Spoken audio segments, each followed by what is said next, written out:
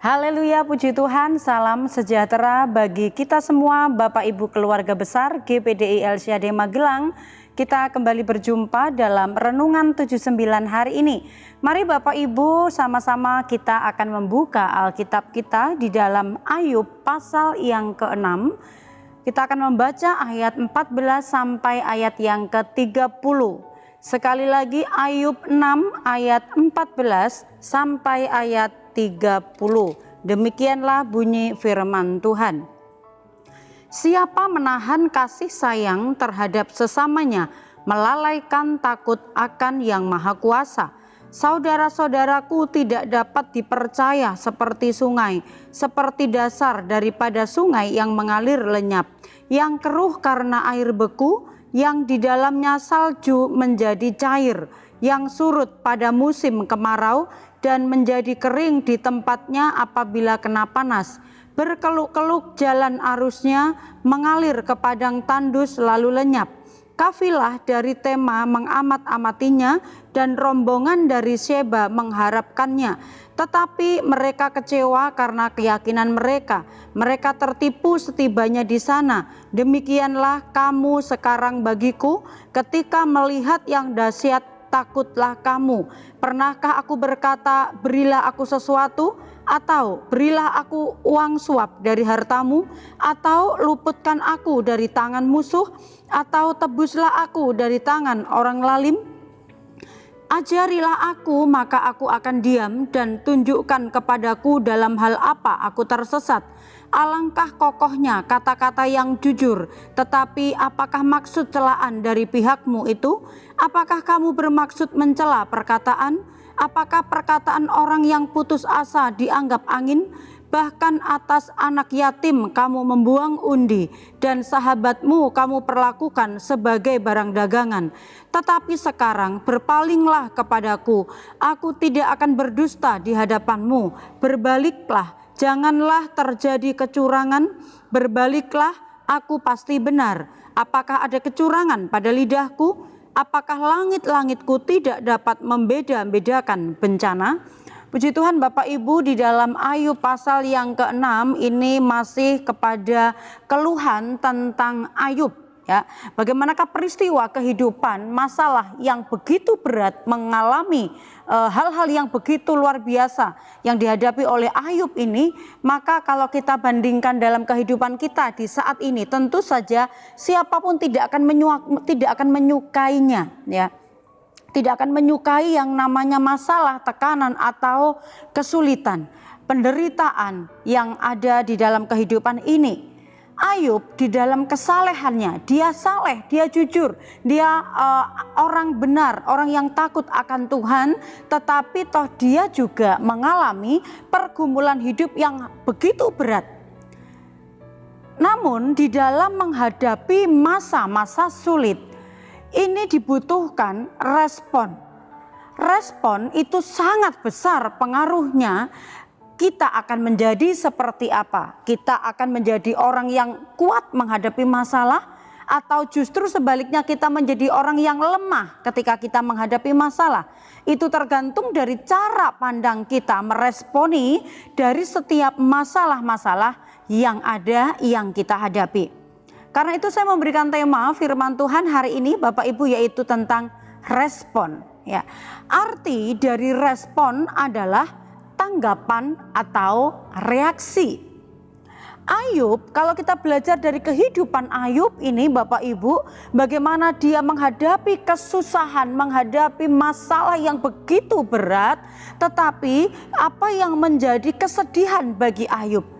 Sahabat-sahabatnya yang dia harapkan bisa menguatkan, bisa menghibur, bisa memberikan kata-kata yang mendorong, ya. Tetapi ternyata di dalam ayat yang di dalam pasal yang ke-6 ini, perikop itu dikatakan Ayub kecewa terhadap sahabat-sahabatnya. Mengapa Ayub kecewa?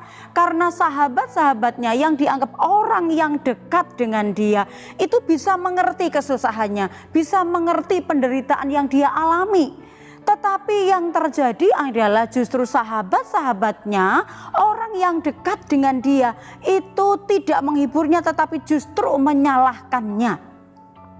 Sahabat-sahabat dari Ayub ini menganggap bahwa apa yang dihadapi oleh Ayub itu dikarenakan dosanya Ayub, dikarenakan kesalahan-kesalahannya Ayub.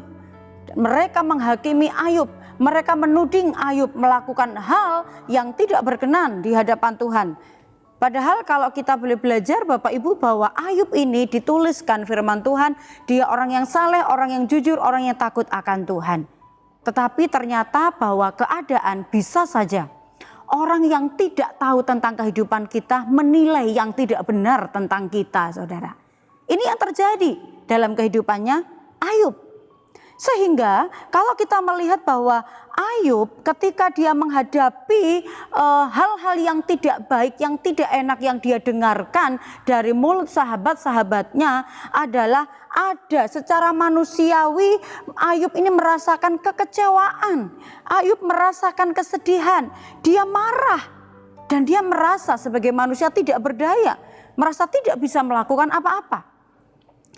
Apa yang dirasakan oleh Ayub ini kita tidak bisa menyalahkan Ayub ya saudara. Kita pun mungkin kalau kita menghadapi masalah seperti Ayub, kita pun mungkin mengalami yang namanya rasa sedih, kecewa ya. Harusnya mendapatkan penghiburan tetapi justru penghakiman. Harusnya kata-kata yang menguatkan tetapi ternyata kata-kata cercaan, kata-kata yang melemahkan. Ini menyedihkan bagi Ayub. Nah, keadaan ini bisa membuat seseorang menjadi mempertanyakan kepada Tuhan. Hal-hal buruk yang dialami, padahal mungkin Ayub merasa aku sudah berbuat jujur di hadapan Tuhan, aku sudah saleh di hadapan Tuhan. Mungkin ini juga pernah kita alami, aku sudah berusaha untuk hidup takut akan Tuhan. Tetapi kenapa peristiwa ini terjadi? Mengapa ini terjadi kepada saya? Hal-hal yang demikian bisa menimbulkan di dalam pikiran kita pertanyaan-pertanyaan, sehingga pertanyaan-pertanyaan yang tidak ada jawabannya mengakibatkan kita menjadi tidak percaya lagi kepada Tuhan. Ini semua kembali kepada pilihan seseorang Bapak Ibu, bahwa apa yang dihadapi, apa yang dialami itu bagaimanakah cara kita meresponi dari setiap permasalahan itu.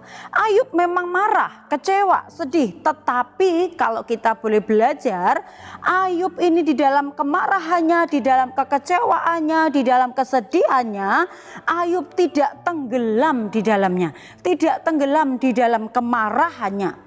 Ayub mengelola kemarahannya dan kekecewaannya sehingga dia dapat mengendalikan diri. Itu sebabnya Ayub memiliki respon yang benar terhadap masalah yang dihadapinya. Respon Ayub karena dia berusaha mengelola hatinya, dia tidak terus tenggelam di dalam kemarahannya, maka Ayub memiliki respon. Karena Ayub memiliki respon yang benar, dan responnya itu adalah tetap percaya bahwa semua yang dialami manusia itu ada di dalam kendalinya Allah.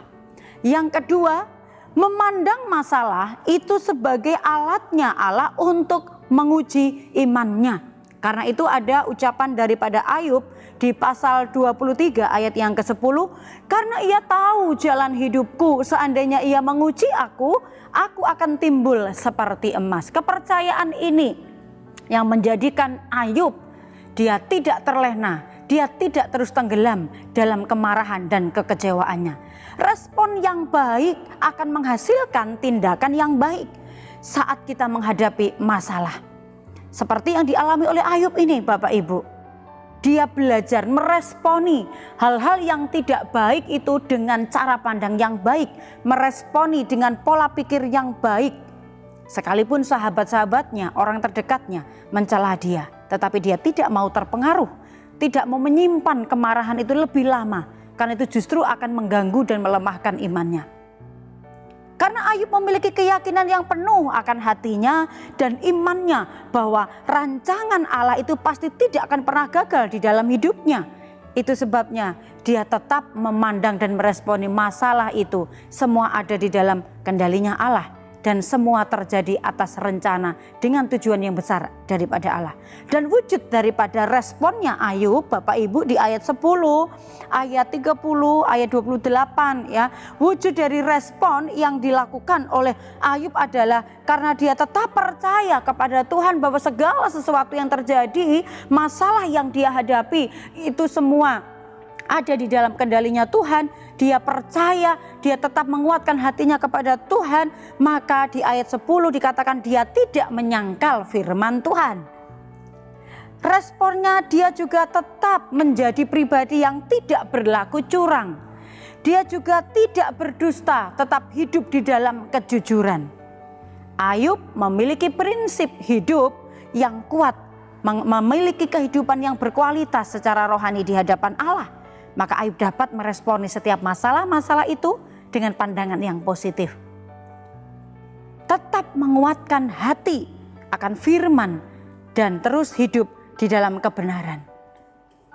Apa yang dapat kita pelajari dari sikap Ayub ini, Bapak Ibu? Kualitas hidup secara rohani memberikan peranan yang sangat penting dalam kita meresponi masalah-masalah yang terjadi. Kualitas hidup rohani akan membawa kita untuk meresponi masalah dengan cara pandang Allah.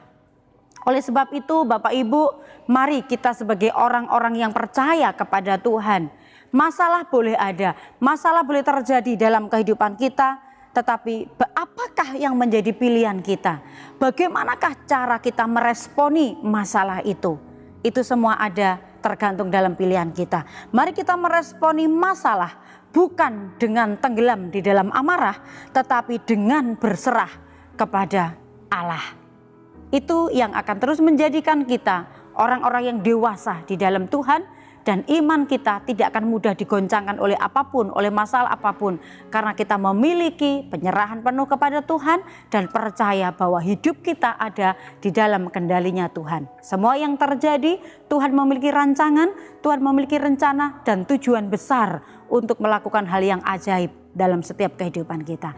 Tuhan memberkati Bapak Ibu. Mari kita terima firman Tuhan ini, agar firman ini dapat kita nikmati, kita renungkan menjadi rema, dan kita dapat melakukannya. Mari kita tundukkan kepala, kita sama-sama berdoa. Terima kasih buat firman-Mu ya Tuhan, agar firman-Mu itu menjadi kekuatan, memperingatkan kami, agar kami terus hidup sesuai dengan kehendak dan rencananya Tuhan. Tolong kami ketika kami mengalami kelemahan saat menghadapi masalah-masalah. Tetapi biarlah firman-Mu terus menguatkan kami, firman-Mu terus mengajar kami, agar kami tetap percaya bahwa Engkau selalu ada mengendalikan setiap kehidupan kami. Berkati umat-umat-Mu, jemaat-Mu, keluarga besar GPDI El-Syadeh Magelang, supaya mereka tetap percaya akan kebenaran firman Tuhan. Suruhlah terang-Mu dan kesetiaan-Mu datang, supaya keluarga besar GPDI El-Syadeh dituntun dan dibawa ke gunung-Mu yang kudus dan ke tempat kediaman-Mu. Maka keluarga besar GPDI El-Syadeh dapat pergi ke mezbah Allah, menghadap Allah yang adalah sukacita keluarga GPDI El-Syadeh dan kegembiraan bagi keluarga GPDI El-Syadeh. Terpujilah nama-Mu, kami terima firman-Mu dengan ucapan syukur dalam nama Tuhan Yesus Kristus. Haleluya. Amin.